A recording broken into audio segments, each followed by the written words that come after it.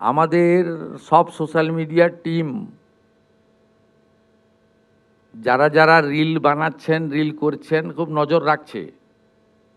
যারা মিথ্যা তথ্য দিচ্ছেন তাদেরকে চিহ্নিত করে রাখছি। মিথ্যা তথ্য যারা দিচ্ছেন তাদের বিরুদ্ধেও আইনগত ব্যবস্থা হবে।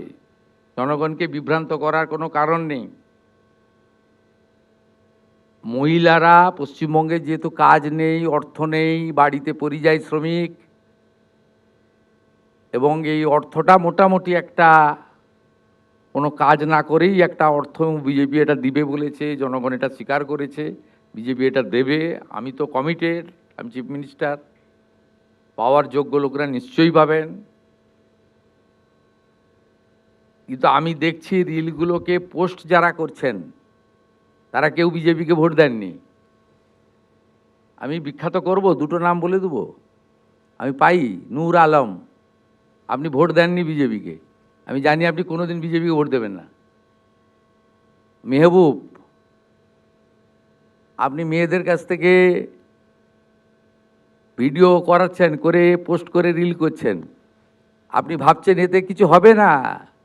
এখানে বিজেপি 100 বছর থাকবে, 100 বছর থাকবে বিজেপি, যে কাজ করে দিয়ে যাবে। এখানে এই লোকেদের আর ফেরত আসার কোনো চান্স নেই। তো ফলতা দেখেছেন, এরপরে রেজিনগর আর নন্দীগ্রাম দেখতে পাবেন, তারপরে কলকাতা হাওড়া কর্পোরেশন দেখতে পাবেন। শুধু দেখতে থাকুন। আর যারা এইসব করছেন আমি প্রত্যেকটা লোককে চিহ্নিত করে রেখেছি। আপনারা বিজেপিকে ভোট দেননি, 2,92,00,000 ভোটের মধ্যে নেই নূর আলম ভাই। আপনি কোথায় ভোট দেন আমি জানি, কোথায় দিবেন ভবিষ্যতে সেটাও আমি জানি। আর আপনার ভোটের উপর নির্ভর করে আমি রাজনীতি করি না, আমরা রাজনীতি করি না। নিশ্চিন্তে থাকুন। সমস্ত দিদি মহিলাদের মুখে হাসি ফোটানোর কাজ আমরা করব।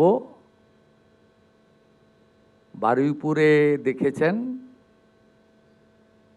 অন্নপূর্ণা যোজনাতেও দেখবেন।